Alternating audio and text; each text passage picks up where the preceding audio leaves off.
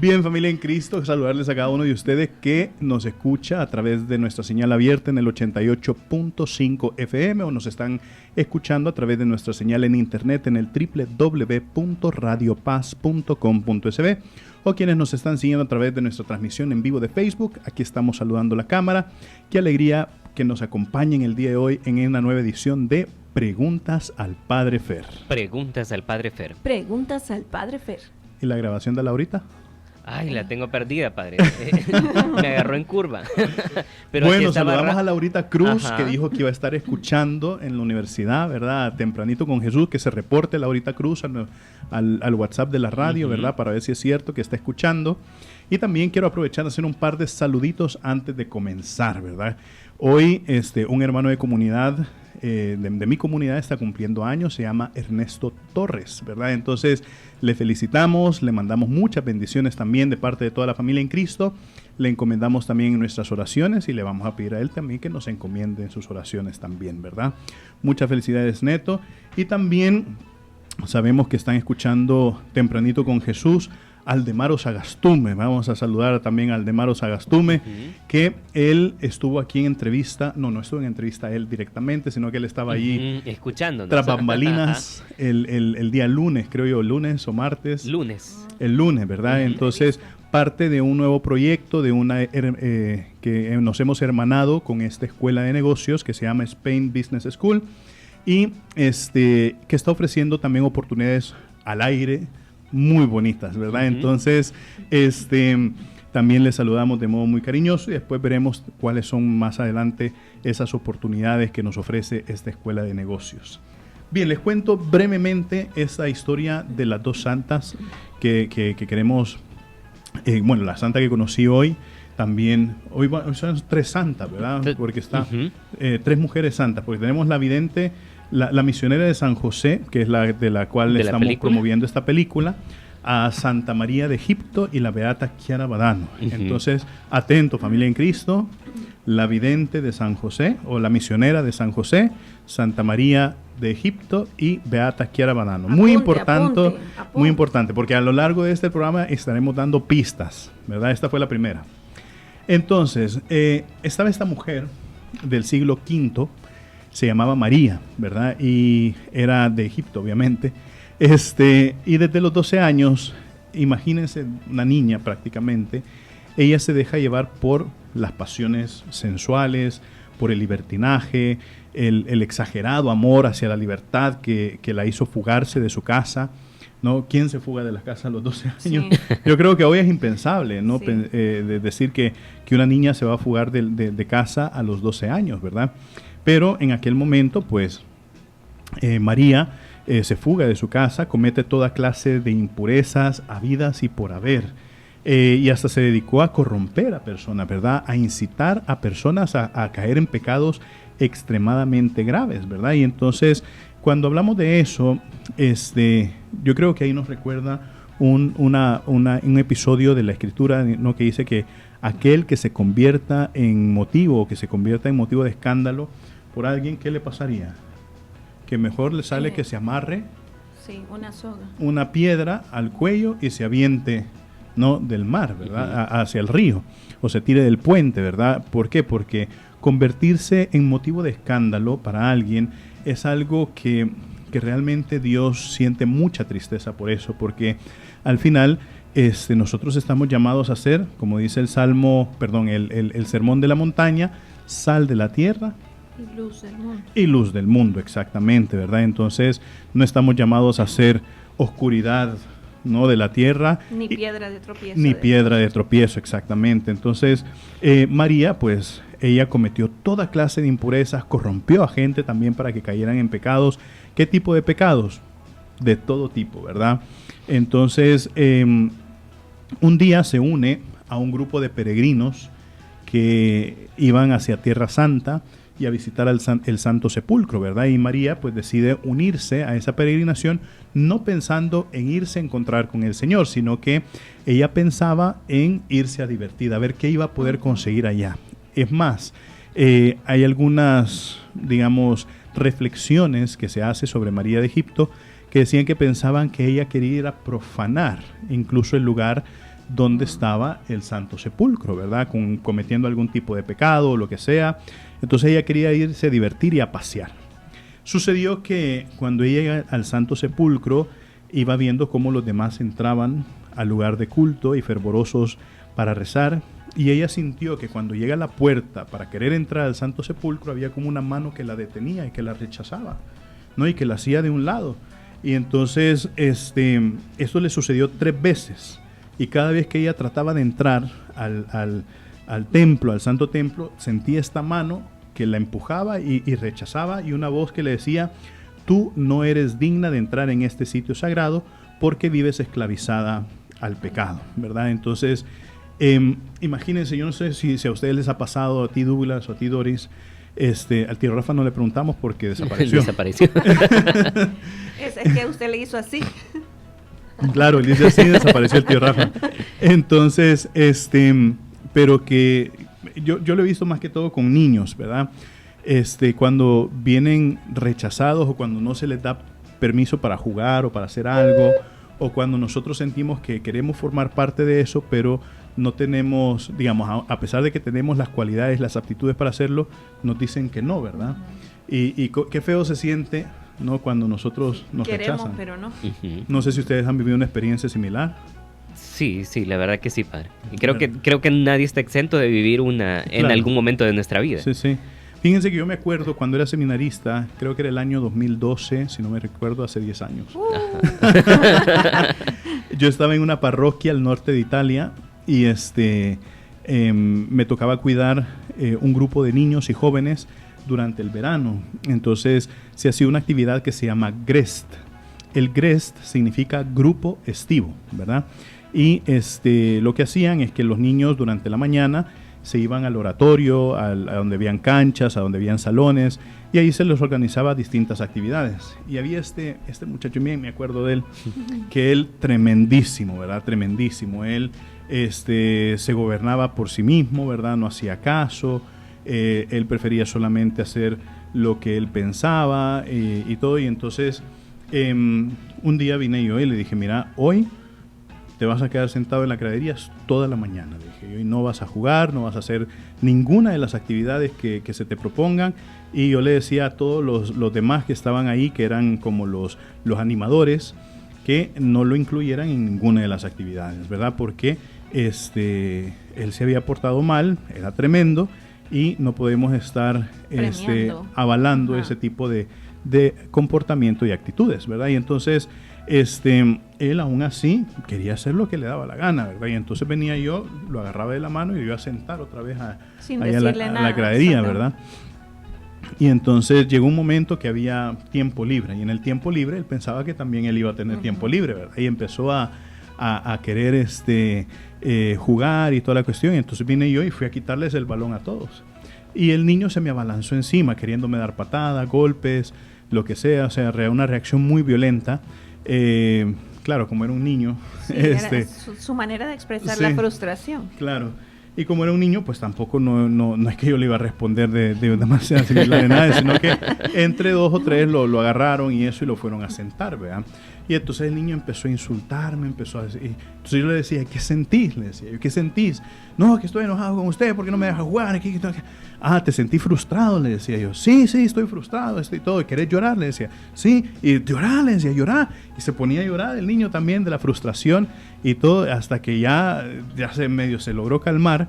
Y entonces yo le dije: ¿te gustan esos sentimientos? ¿Te gusta la frustración? ¿Te gusta la tristeza? ¿Te gusta eso? No, me dice. Pues así es a veces lo que nos hace sentir cuando tú te portas mal, le decía, y todo. Entonces, cuando tú haces caso, te portas bien y todos hacemos lo que nos toca hacer, ves qué bien la podemos llegar a pasarle. Todo. Entonces ya el niño: ay, perdóneme. Entonces, claro, en su inocencia, en su forma de expresarse, pues sucedió de esa manera. Pero claro, o sea, esa frustración, esa tristeza, es algo que experimentamos todos, así como has dicho tú, Douglas, y es lo que experimentó María, ¿verdad? Cuando ella quería entrar al Santo Sepulcro y sintió esa mano que la rechazaba. Entonces, justamente fue ahí donde ella se puso a llorar, pero claro, el Dios es misericordioso, ¿verdad? Entonces levantó los ojos y ahí cerca de la entrada vio una imagen de la Santísima Virgen María que parecía mirarla con un gran cariño y compasión, ¿verdad? Entonces ella ahí se dio cuenta, ¿no?, de ser pecadora, se arrodilló, se puso a llorar y le dijo: Madre, si me es permitido entrar al Templo Santo, yo te prometo que dejaré esta vida de pecado y me dedicaré a una vida de oración y de penitencia. Y a la Virgen María le pareció la propuesta. Entonces ya después de eso pudo entrar al Santo Sepulcro y vivir esa experiencia, no, de estar en el lugar sagrado, ¿verdad? Y entonces ahí cuando llega a entrar al Santo Sepulcro llora una vez largamente y pidió por muchas horas el perdón de sus pecados, ¿verdad? Y estando en oración le volvió a salir otra voz que parecía que le decía: en el desierto más allá del Jordán encontrarás tu paz. Y estuvo por 40 años rezando en el desierto, ¿verdad? Se fue a vivir al desierto y ahí se alimentaba de dátiles, de raíces, de langostas. A veces bajaba a tomar agua al río, se dedicaba a hacer mucha penitencia durante sus 40 años.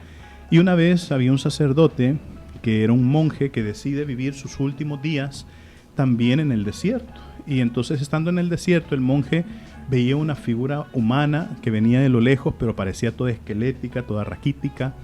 Y resulta que era María, ¿verdad? Y entonces María viene, aprovecha a dar una buena confesión con el sacerdote y le cuenta su historia.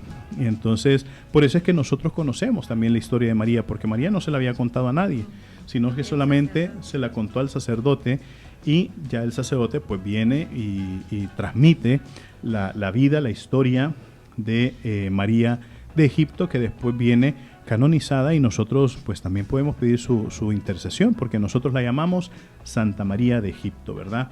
Muy bonita esta historia. Ella se celebra el 3 de abril, para que tengan ahí en cuenta cuando se celebra Santa María de Egipto, 3 de abril. Y bueno, un poquito es la historia de Santa María, y también la otra es de la Beata Chiara Badano, ¿verdad? Ella la vamos a celebrar este sábado. Yo de la Beata Chiara Badano me emociono muchísimo porque le tengo mucha devoción, pero le voy a contar solamente datos generales, ¿verdad? Ella es una santa de nuestro tiempo. Nace en el año 1972, muere en el año 1990, cuando apenas tenía 18 años. Y ella desde pequeña entró a formar parte de los Focolares, ¿verdad? Que es una comunidad a nivel mundial. Y cuando tenía 15 años, a ella le diagnostican un osteosarcoma, pero de los más violentos que existen, ¿verdad? Y ese cáncer de hueso es la verdad agresivo, muy criminal, ¿verdad? Sí. Criminal. Yo cuando he hablado con personas que han sufrido de ese cáncer de hueso, o sea, una de las cosas que dicen es los dolores, ¿verdad? Los dolores que les toca vivir. Es más, o sea, los dolores vienen controlados hasta con morfina, ¿verdad? Que es ya un medicamento de extremo cuidado que solamente se le da a personas que viven en dolores muy, pero muy crónicos. Entonces, pasó 3 años la Beata Chiara Badano luchando, batallando con el osteosarcoma, hasta que al final se la consume y muere. Pero ¿por qué la llamamos nosotros Beata? Porque a pesar de que ella vivió un sufrimiento extremadamente grande, duro, doloroso, ella siempre supo transmitir mucha alegría, mucho gozo, mucha felicidad, y todos aquellos que la visitaban salían hasta más animados que como ella estaba, ¿verdad? Entonces, a pesar del dolor, a pesar del sufrimiento, a pesar de la enfermedad, que la gente iba a animarla a ella, ellos se sentían animados por haber estado con Clara. Entonces, vino y Chiara Lubich, que es fue la fundadora de la comunidad de los Focolares, le puso un sobrenombre, un apodo. Le decía: tú te llamarás Luce, que significa luz, ¿verdad? Y fíjense que el pueblito de donde es la Beata se llama Sassello, que significa piedra pequeña. Entonces es bien interesante, porque yo siempre decía que a mí cuando me dijeron eso, o sea, ¿cómo es Dios en los de detallitos? ¿No? Que decía, de lo pequeño saca algo grande, ¿verdad? Y esto es algo que hemos estado viendo esta semana también en las lecturas de los evangelios, que de lo pequeño saca cosas grandes. Pero, ¿qué fue lo que ocupó el rey David para vencer al gigante? ¿No? Una piedra pequeña, un Sassello, ¿verdad? Y es más, en la traducción italiana del episodio de la batalla de David contra Goliat, justamente ocupa esa palabra, un Sassello. ¿verdad? Entonces, una piedra pequeña. Y entonces, esa fue, siempre hago esa pequeña conexión, porque del pueblito, o sea, de esa cosa pequeña, pues saca una mujer muy grande, ¿verdad? Todos salían muy animados al ver a Kiara. Y fíjate que uno de los detalles que ella pedía era que cuando muriera, fuera vestida de novia, ¿verdad? Porque decía, me voy a encontrar ahora con mi esposo, ¿verdad? Y entonces este va a ser mi matrimonio que voy a tener con él. La muerte va a ser el matrimonio que voy a tener con Jesucristo. Y dicho y hecho, ¿verdad? Es más, vamos a buscar aquí para que por lo menos los que están en redes lo vean. La foto de cuando ella vino vestida de novia, ¿verdad? Entonces, muy bonita cómo la vistieron de novia. Y, ay Dios, me abrió otra cosa. Entonces, veamos. Sí, pero se puede apreciar que va vestida de novia. Aquí, para los que están en redes, ahí un poquito pueden apreciar a la beata Kiara Badano vestida de novia al momento de su muerte. Viene el tío Rafa con su desayuno a insolentarnos, o sea. Hasta tiró en los cubiertos, se escuchó. Vienes a regalar el pancake al aire. Ajá. Pero bueno, familia en Cristo, una de las cosas que decía la beata Kiara Badano cuando ella estaba a punto de morir era que ella ya no podía valerse por sí misma, ¿verdad? No podía ya ni levantarse, ni hacer absolutamente nada. Y entonces ella lo decía, ¿verdad? Yo ya no puedo hacer nada. Lo único que me queda es mi corazón. Y con el corazón puedo amar. Y entonces a eso me voy a dedicar, a amar. Y eso fue lo que hizo y lo transmitió de una manera excelente, ¿verdad? Por eso en el 2010 ella vino beatificada. Y nosotros pues también ya podemos venerar a la beata Kiara Badano. Hay que rezar mucho por los enfermos de cáncer, ¿verdad? Ella, una gran intercesora por los enfermos de cáncer, ¿verdad? Para que el Señor también les dé ese consuelo y que les transmita un poquito también la alegría de esta beata. Bueno, ya vimos, ¿verdad? Familia en Cristo, tenemos 3 mujeres santas el día de hoy. Tenemos a la misionera de San José, que se llama Petra. Tenemos a Santa María de Egipto y a la beata Kiara Badano, ¿verdad? Bueno, y tenemos un montón de preguntas todavía. Pero usted no se preocupe, aquí usted es el dueño del tiempo, tiene mañana libre. Ajá. Tengo la mañana libre, tengo la mañana disponible, toda la mañana disponible para responder las preguntas. Yo creo que seguimos, si no me equivoco, nos quedamos en... ¿Cuál? La 167 fue la última que respondimos. Ok. Iríamos a la 168. Vale, démosle pues. Vale, perfecto. Entonces dice de la siguiente manera: buenos días, Radio Paz. Tengo una duda. ¿Por qué en la Iglesia Católica no se usa el velo? Para mi punto de vista debería de ser obligatorio. En la Biblia dice que sí hay que ponerse velo. ¿Me puede aclarar, por favor? Ana, desde el Cantón La Fragua, en Moncagua, San Miguel. Bueno, muchísimas gracias y un saludo hasta el Cantón La Fragua, que se encuentra en Moncagua, ¿verdad? San Miguel. Y saludo a toda la familia en Cristo que nos escucha desde San Miguel. Ya se están reportando, ¿verdad? Ya se están reportando nuestros hermanos de San Miguel. Por acá la hermana Lastenia, por ahí esperamos verla el fin de semana. Vaya, primero Dios, esperamos verla, ¿verdad? Entonces, la pregunta habla sobre el velo. Y el velo creo que ustedes ya lo habrán visto, ¿verdad? Sí. Es un velo que generalmente lo usan las mujeres sobre la cabeza al momento de las celebraciones sacramentales. Yo incluso he visto que cuando no tienen el velo, pues se ponen una toallita doblada en la cabeza, ¿verdad? Entonces representa cómo se tapa la cabeza frente a la presencia del Señor. Entonces el velo, como una tradición, es una costumbre muy antigua que tiene sus raíces en el pueblo de Israel, ¿verdad? Era un elemento que expresaba aquella sumisión a Dios, aquel respeto al Señor. Es más, si ustedes se fijan,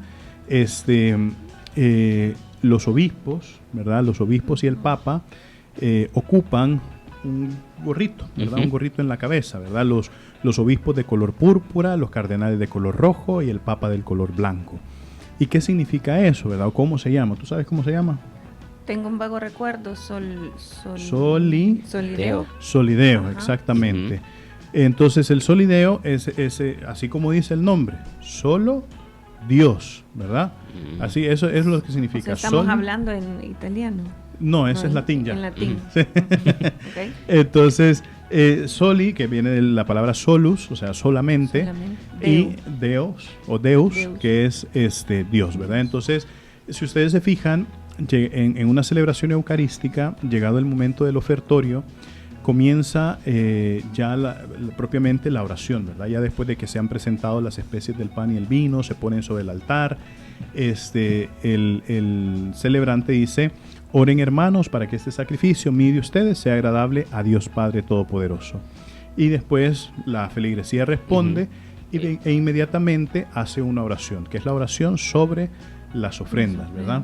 Y ahí ven que el maestro de ceremonia o el acólito que está ahí le quita el gorrito, porque ese gorrito, como dice el nombre, ese gorrito solamente se debe quitar frente a Dios, solo frente a Dios, ¿verdad? Y entonces por eso, durante el momento de la plegaria eucarística, hasta antes de que termine la misa, el obispo, el cardenal o el papa que está celebrando se mantiene con la cabeza sin el solideo, ¿verdad? Descubierta. Sí. Ya después de que se ha dado la comunión, que se está en el momento de la purificación y ya casi llegando al final de la misa, ya se lo vuelve a poner, ¿verdad? Entonces, de igual forma, en el pueblo de Israel existen muchas tradiciones que hablan sobre el velo en la cabeza, ¿verdad? Entonces, se trata de cubrir lo que se consideraba digno de respeto. Por eso, uno no podía ver las tablas de la ley, ¿verdad? Porque las tablas de la ley eran algo tan sagrado porque habían sido escritos con el dedo de Dios. Entonces, ¿qué hace? ¿Cuál es el mandato de Dios con las tablas de la ley? Las ponen dentro del arca de la alianza. Entonces las cubren, ¿verdad? Dentro del arca de la alianza, y el arca de la alianza se le pone un velo también para que se vea que eso es algo digno de respeto, es algo donde manifestaba realmente la presencia de Dios. Y así nosotros hemos adoptado ciertos signos que aparecen en la Escritura y que nosotros les velamos. No sé si ustedes se han fijado, esto no es en todas las parroquias, no es en todas las iglesias, sino que esto sucede en algunos lugares que todavía mantienen esa como delicadeza, ¿no? Por ejemplo, que cuando sale el copón donde están las hostias consagradas, trae como un velito, ¿verdad? Sí, sí. O si no, el sagrario. El sagrario también está cubierto con un velo. Entonces, es el respeto del lugar y de la conciencia de estar en un que algo es, lo que está ahí es sagrado, ¿verdad? Lo que está ahí es sagrado. Entonces, nosotros sabemos que la mujer, miren, hoy hemos presentado 3 mujeres santas, ¿verdad? Tiende a veces a ser más espiritual que el hombre, ¿verdad? Y yo creo que también los datos psicológicos lo confirman y eso nosotros también lo vemos por experiencia, ¿no? De que las mujeres incluso terminan madurando más rápido que los hombres, ¿no? Algunos psicólogos incluso se atreven a dar datos concretos de decir de que hay una diferencia de 5 años de madurez entre los hombres y las mujeres, ¿verdad? Y entonces, quieras o no, la historia que lo ha corroborado muestra que la mujer termina siendo una persona más religiosa y más sensible también a lo religioso que el hombre, y por eso en la tradición empezó a ocupar el velo en la cabeza, exteriorizando aquella profunda reverencia de estar consciente frente a la presencia de Dios, ¿verdad? Cuando nosotros incluso vemos los encuentros que Dios tiene con personajes en la Escritura, ¿qué es la primera cosa que hacen ellos? Cubrirse la cabeza, ¿verdad? Moisés, cuando subió al monte Sinaí a estar hablando con Dios y pasar esos 40 días hablando con Dios, mientras Dios pues no solamente le entregaba las tablas de la ley, sino que lo catequizaba, ¿verdad? ¿Qué hizo Dios en el monte? Cubrió la cabeza del monte, ¿verdad? O sea, cubrió toda la cabeza del monte. Y así también cuando encontramos episodios de la presencia de Dios en medio del mundo, lo primero que vemos que hacen es cubrirse la cabeza en representación de que saben de que están en un lugar sagrado, y por de estar en ese lugar sagrado, ven de que no son dignos ellos de levantar la cabeza, de ver a los ojos. Es más, la palabra de Dios dice que nosotros no podemos ver a Dios cara a cara en este momento. No, si nosotros viéramos a Dios cara a cara en este momento, moriríamos inmediatamente. Y entonces, por eso la mujer muchas veces al cubrirse la cabeza se recoge en oración, evita también la distracción, y también el velo es un símbolo de modestia, de saber de que en ese momento que ocupa el velo, tiene que estar concentrada, de estar viviendo el momento concreto que está viviendo, que es un momento muy especial. Yo por eso, siempre que veo, algunos me habrán escuchado, ahorita trato de hacerlo menos, ¿verdad? Pero ya han habido momentos donde en la celebración eucarística yo he callado gente, ¿verdad? Yo he callado gente y todo porque están hablando, están distraídos, están viendo para un lado, para el otro. O si no, en momentos que se hace oración. También lo he hecho en Vía Crucis, también lo he hecho en Santos Rosarios y todo. Yo les digo, o sea, pueden pasar hablando todo el día. ¿Qué necesidad tienen de estar hablando entre ustedes cuando estamos en una celebración eucarística, cuando estamos en un Vía Crucis, cuando estamos en un rosario, cuando estamos en una celebración sacramental? Hoy trato de hacerlo menos porque después si no ya claro, y todo ya o sea, ya no vivimos esa sensibilidad. Pero es cierto, o sea, yo a veces incluso antes de celebrar una Eucaristía les he dicho, miren, ¿y usted qué necesidad? 5 minutos antes, ¿qué necesidad tienen de estar hablando fuerte? O sea, porque se siente hasta aquel murmuro fuerte, y sobre todo si es pequeño el lugar donde uno va a celebrar la misa, porque mientras más eco hay, más fuerte tiende a hablar la gente, ¿verdad? Entonces,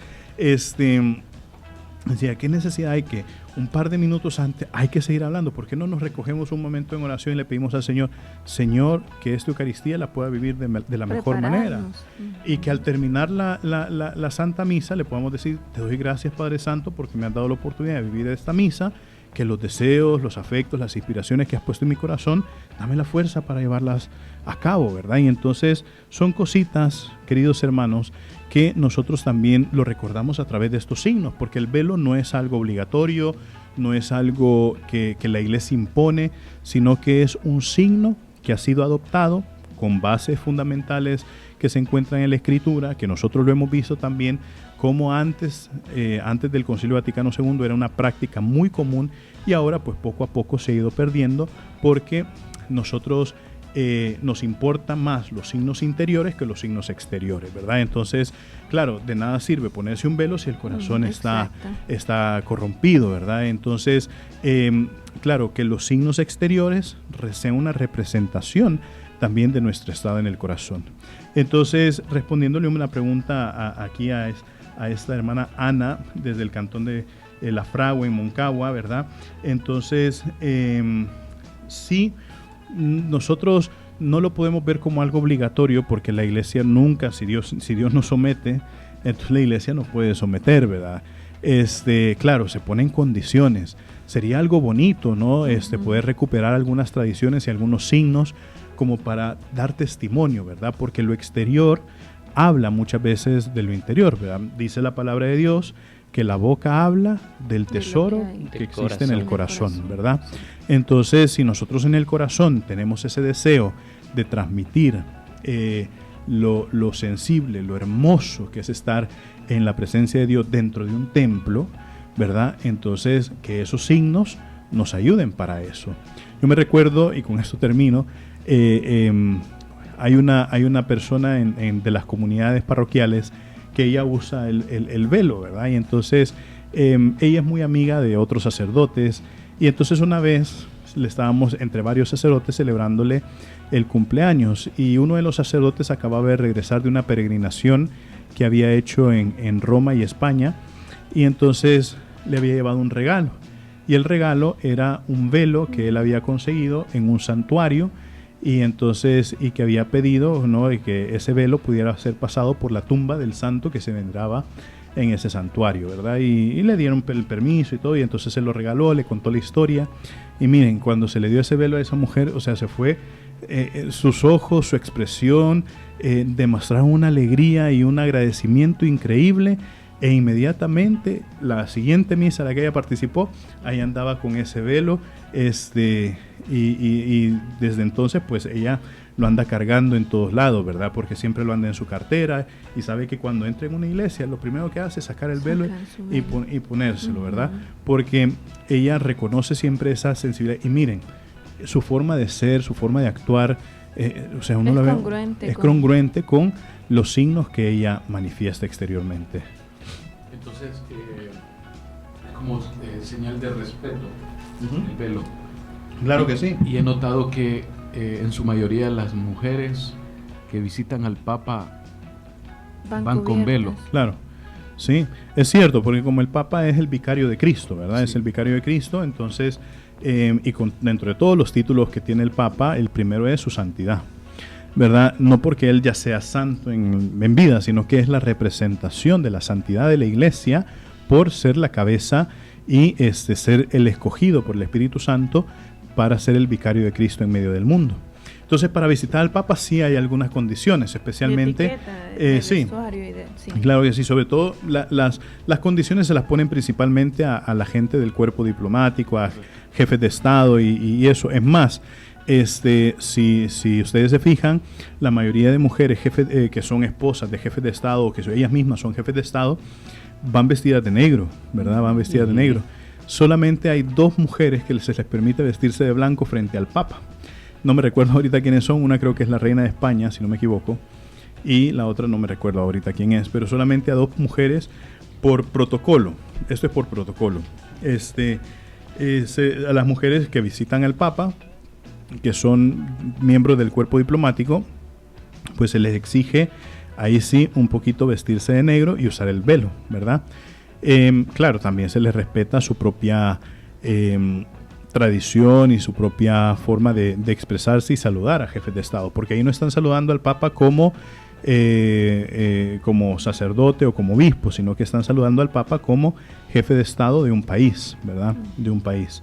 Entonces, el protocolo para saludar al Papa exigía también ese código de vestimenta, que es algo que exigen también cuando uno visita a presidentes o eso, sí, le dicen, miren, ustedes van a venir a visitar al presidente, tienen que vestirse de esa manera, tienen que decir, o sea, saludarlo de esta manera. Sí, entonces, pero bien dice, no para todos, porque noté a la delegación que fue agradecerle al Papa, no todos. Sí, no, cada quien como iba. Qué bonito, sí, la oportunidad también.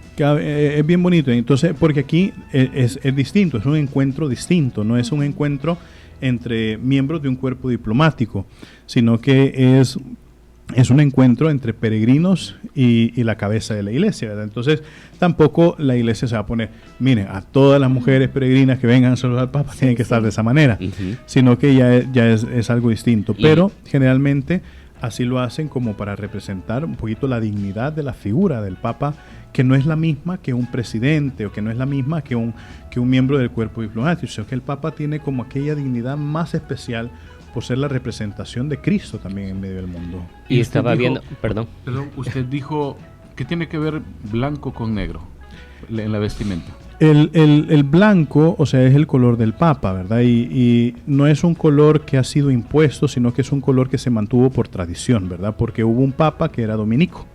Entonces, el Papa que fue dominico, que ahorita sí me pone, sí, muchos papas. Entonces, antes los papas se vestían con ropas de colores, ¿verdad? O no tenían una vestimenta fija, ¿verdad? Entonces, incluso la tradición de las zapatillas rojas. Claro. Lo he oído también. Sí.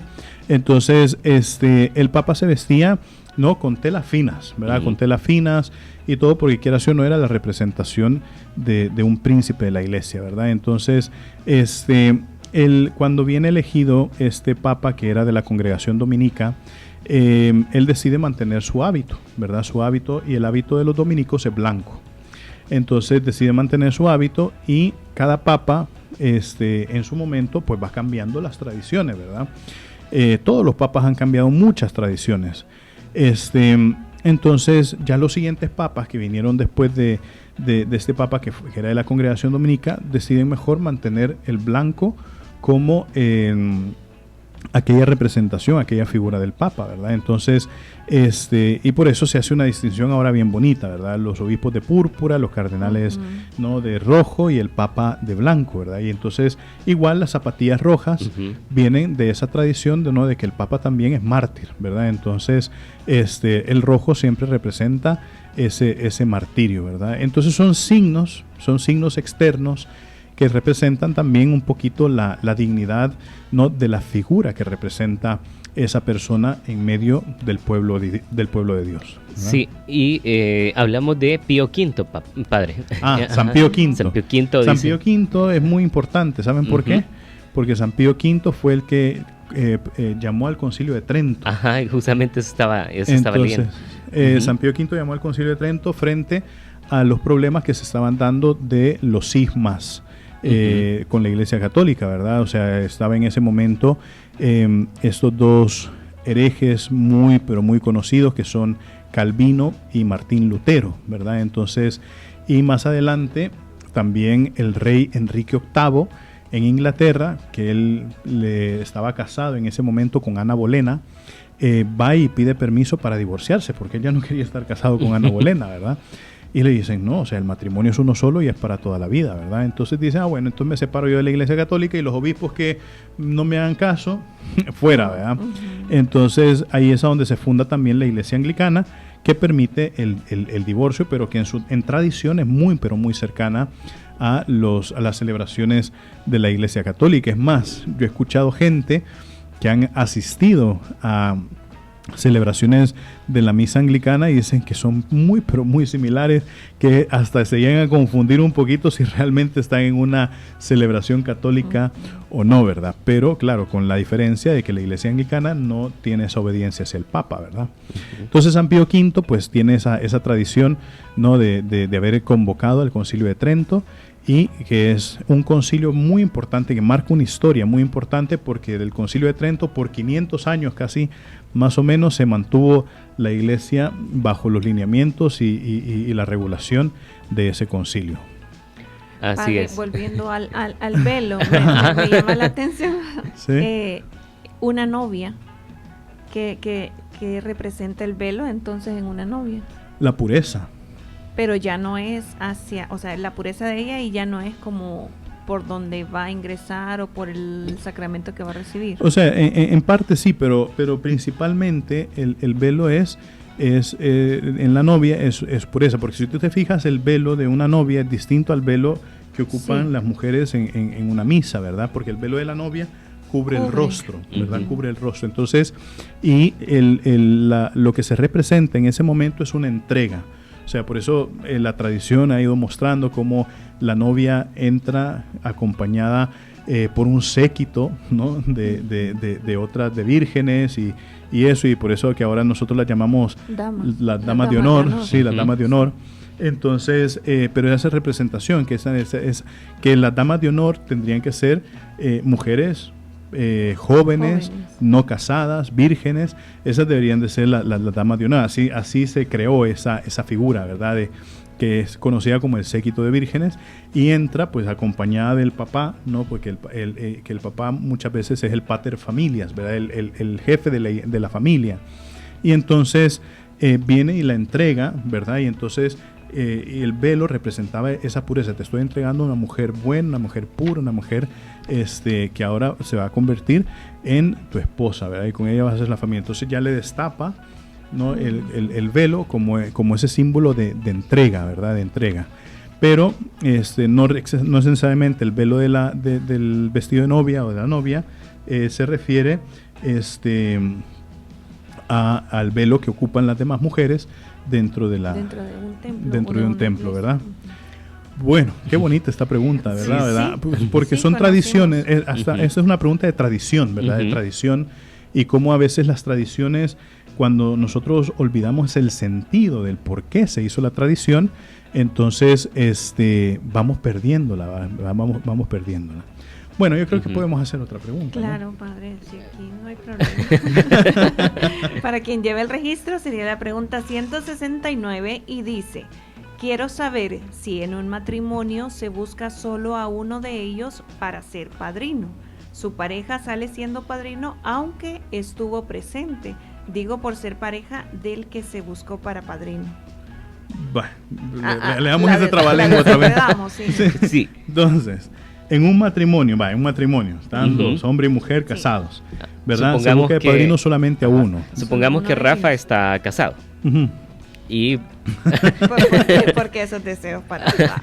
Claro. Ya, no son buenos deseos, ¿verdad, padre? Sí, son buenos deseos, sí. Sí, entonces yo lo entendía así, padre, que Rafa está casado y buscan solo a su esposa para que sea la madrina. Claro. Entonces, ¿solo sería la esposa de Rafa la madrina o Rafa también? No, solamente la esposa de Rafa. Sí. O sea, solamente la parte del matrimonio que ha sido buscado como padrino o como madrina. Basta aclarar cuál es el rol del padrino y de la madrina, ¿verdad? O sea, porque a veces perdemos esto, ¿verdad? Una vez se me acerca una persona que es muy asidua a la iglesia, pertenece a las comunidades y eso, y me dicen, mire padre, a mí me han buscado para ser madrina de un niño de bautismo. Pero, o sea, ella vive, a pesar de que es una mujer que es muy asidua a la iglesia, que pertenece a la comunidad desde hace mucho tiempo, ella vive en una situación irregular, ¿verdad? O sea, está casada solamente por lo civil, no se ve claro si van a arreglar esa situación o no van a arreglar esa situación, y entonces yo le dije que no podía ser, ¿verdad? A pesar de que ella es muy, pero muy devota, es muy colaboradora, se le nota también el crecimiento que ha llevado dentro de la comunidad, pero al final no puede ser. No tiene el sacramento, ¿verdad? Que es como el requisito. No es que el sacramento del matrimonio sea un requisito, sino que el requisito de los padrinos y de las madrinas es que ellos vivan en una situación congruente su fe, ¿verdad? Entonces, si es una persona soltera, no, pues que esté bien soltera, ¿verdad? Y si es una persona que es casada, pues que esté bien casada. Independientemente se busque a la pareja casada o solamente se busque al hombre o a la mujer, ¿verdad? Entonces, la cosa es que vivan congruentemente su fe. ¿Por qué? Porque los padrinos y las madrinas colaboran con los papás de los niños que han sido bautizados a la educación en la fe. Pero educar en la fe no significa, bueno, yo a este niño lo llevo a bautizar cuando está bebé y todo, voy a estar pendiente que cuando tenga 8 o 9 años, pues que haga la primera comunión, y cuando llegue a los 14 años haga más o menos la confirma. Y ya, vean, eso no es educar en la fe. Y aparte de eso, enseñar las bases de los sacramentos, eso nos corresponde a nosotros, catequistas y curas, ¿verdad? Entonces, educar en la fe es algo que va muchísimo más allá, ¿verdad? Porque educar en la fe significa que a través de los ejemplos, a través de los consejos y a través de la propia vivencia de fe, nosotros transmitamos también eso a los hijos, ¿verdad? Entonces eso se llama esa transmisión de fe a través de tu propia educación, ¿verdad? Entonces, claro, ¿qué puede transmitir una persona que vive en una situación que de pecado constante, ¿no? O sea que, porque al final tú ves, le permitimos a esa pareja o a una de las partes que solamente están casados por lo civil, que sea el padrino o la madrina de un niño o de una niña. ¿Qué mensaje estamos dando nosotros ahí?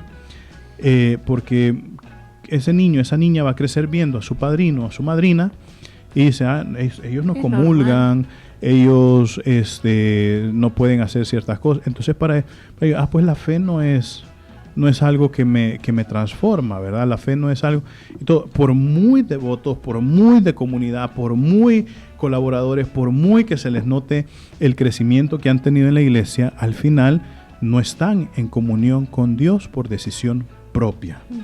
Entonces, una persona que no está en comunión con Dios por decisión propia, no puede ser madrina, no puede ser madrina y no puede ser padrino también. Entonces, por eso mismo, porque no vamos a poder transmitir esa educación en la fe, ¿verdad? Sí. En la fe. Entonces, claro, yo sé que esto ahorita muchos se estarán retorciendo, ¿verdad? Y todo, porque también hemos perdido esa figura, ¿verdad? Esa figura de educar en la fe, ¿no? Es que mire, que el padrino, la madrina ha venido a Estados Unidos y solamente ha venido por una semana y entonces nosotros le queremos porque es una persona muy cercana. No, pues que va, sí, yo les entiendo, pero pero no puede, porque para nosotros en la iglesia lo principal es custodiar, ¿no?, la dignidad de los sacramentos. Yo personalmente, pero esta es una opinión personal, no es una opinión de iglesia, esta es una opinión personal. Yo estoy en contra de las parroquias, y yo me incluyo porque yo lo hago, pero no lo hago por voluntad propia, sino que lo hago por tradición, ¿verdad? Porque así quedó en la parroquia, aunque yo he ido cambiando ciertas cosas, ¿verdad? Pero yo estoy en contra de parroquias y sacerdotes que digan, basta una charlita de 2 horas y terminada la charlita le damos el bautismo. No, y entonces, ¿qué le has transmitido a los papás y a los padrinos ahí? Sí, ¿verdad? ¿Qué les has enseñado? En 2 horas, claro, se puede aprender algo. Yo no digo que no se pueda aprender nada, pero en 2 horas condensar un sacramento que es el único sacramento de la salvación, ¿verdad? Porque todos los demás sacramentos no te dan la salvación, solamente el bautismo te da la salvación, ¿verdad? Entonces, concentrar algo tan especial, imagínate, tú a los papás les estás diciendo, ustedes, mientras el niño, la niña, no tenga el desarrollo de su conciencia, es decir, la distinción entre el bien y el mal, son los custodios, son los protectores de este sacramento que están recibiendo para que, llegado el momento, si Dios decide llamar a este niño o a esta niña al cielo, pues sepan que esa niña va a ser salvado, que ese niño va a ser salvado también, ¿verdad? Entonces son los custodios de la salvación, ¿verdad? Porque es el único sacramento que te da la salvación. ¿Cómo podemos nosotros ignorar eso y si nosotros mismos no vivimos ese deseo de salvación por estar en una situación objetiva de pecado, ¿verdad?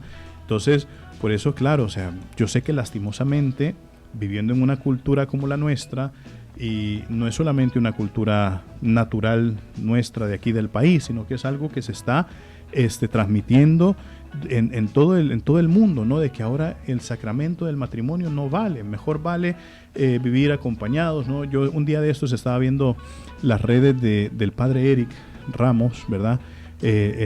Muy bonitas también las redes del padre Eric Ramos, quienes quieran seguirlo. Él es un sacerdote de nuestra arquidiócesis y su Instagram es Eric Ramos, ¿verdad?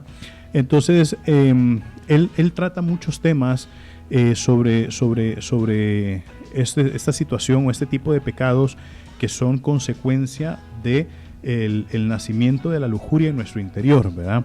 Entonces él hablaba sobre cómo algunas parejas dicen, ¿cómo te vas a casar con esa pareja si no saben si son compatibles sexualmente, ¿verdad? Entonces mejor dedíquense, dedíquense un tiempo a vivir juntos, a ver qué tal funcionan, a ver qué sale. Funcionan. Sí, entonces, y eso, y al final, ¿qué estás transmitiendo con eso? O sea, primero prueben y todo el producto, y así el producto funciona. O sea, ya lo están viendo como una condición, ¿verdad? Como una condición que no es algo que realmente, o sea, la compatibilidad sexual no es una condición previa al matrimonio. Y eso es porque hemos perdido incluso el sentido. O sea, ahorita acabamos de hablar de la tradición y cómo hemos perdido, cómo esas tradiciones nacen con un sentido. Y la sexualidad también tiene un sentido, ¿verdad? Dentro de la vivencia matrimonial, ¿verdad? O sea, se dice que las relaciones sexuales que mantiene una pareja casada son poderosísimas, ¿verdad? San Juan Pablo II lo desarrollaba de una manera hermosísima en un libro que se llama Teología del Cuerpo, y él hablaba así como ese amor, ¿no? O sea, que se manifiesta, se representa, se actúa en el momento de la relación sexual dentro de una pareja casada, es muy, pero muy parecido al amor que Cristo estaba dando en la cruz, decía él, ¿verdad? ¿Por qué? Porque el amor de Cristo en la cruz no es yo estoy haciendo esto, sino que el amor de Cristo en la cruz es yo me estoy donando por ti, ¿verdad? Me estoy donando. Es un amor de entrega, es un amor de donación. Y entonces en la relación sexual es exactamente lo mismo, ¿no? El hombre que se dona a su mujer y la mujer que se dona también a su hombre. Entonces, claro, es una comparación y es una cercanía cuando se vive correctamente, el amor dentro de una relación sexual al amor de Cristo sobre la cruz, ¿verdad? Y entonces, claro, eso lo entiendes cuando uno realmente va profundizando en lo que significa el sacramento del matrimonio. No es que lo vas a probar, porque probar la sexualidad antes del sacramento del matrimonio es fornicación, ¿verdad? ¿Por qué? Porque ese acto produce placer, produce pasión, ¿verdad? Entonces, nosotros cuando hablamos del amor, el nivel superficial del amor es el amor erótico, ¿verdad? Entonces, el erotismo es un amor apasionado, es un amor placentero. Entonces, cuando el erotismo no profundiza en el acto que está cometiendo, entonces al final se queda solamente alimentando los instintos, porque el placer y la pasión son instintos. Entonces, cuando tú te vuelves en una persona que se deja llevar solamente por los instintos, al final lo único que logras es simple y sencillamente dejarte dominar, crear un vicio. Y por eso la lujuria se convierte en un pecado capital, ¿verdad? En un pecado capital, porque ya es algo que te domina, algo que te hace en vicio. Entonces, regresando un poquito a la pregunta, ¿verdad? O sea, el sentido del padrino, de la madrina, es justamente acompañar a los papás de esa criatura a cumplir la obligación de educarlos en la fe, a través de ejemplos, a través de consejos, a través de su propio amor a Dios, actuado en la familia, actuado en el mundo, ¿verdad? Entonces, si han escogido solamente a una de las partes de un matrimonio para ser el padrino, para ser la madrina, no es que los dos quedan como padrinos, ¿no? Sino que queda solamente el padrino o queda solamente la madrina, pero la forma de vida del padrino o de la madrina es congruente a lo que pide la iglesia, ¿verdad? Entonces, si bien es cierto, su pareja no es padrino, no es madrina de la criatura, pero, digamos, indirectamente lo demuestra, ¿verdad? Lo demuestra porque ayuda a su pareja a vivir su fe, ¿verdad? Entonces, esa es la respuesta, ¿verdad? O sea, si se escoge solamente una de las partes, solamente esa parte es padrino o madrina del bautizado, ¿verdad? Pero eso no quiere decir que la otra sea ignorada, sino que es la colaboradora para que ella o él pueda ser un buen padrino, una buena madrina. Bueno, muchísimas gracias. Familia en Cristo, fíjense que hemos llegado a las 9:32 minutos, ¿verdad? Entonces, y comenzamos a las 8:32 minutos. Una hora exactita. Una hora exactita, bien. Familia en Cristo, nos vemos el próximo jueves, Dios mediante, siempre a la misma hora, por la misma frecuencia, por los mismos canales también, porque también lo transmitimos a través de Facebook, y nos despedimos con la bendición, pero no sin antes desearles a todos un feliz día en el nombre del Señor, que el Señor les bendiga, les protege y les guarde en todo momento, y les conceda también todos los deseos que andamos cargando en el corazón. El Señor esté con ustedes. Y con tu espíritu. Y la bendición de Dios Todopoderoso, Padre, Hijo y Espíritu Santo, descienda sobre ustedes y les acompañe siempre. Amén. Familia en Cristo, pasen un feliz día en el nombre del Señor y recuerden, mis queridísimos hermanos, nosotros somos lo máximo para Cristo. Bendiciones a todos.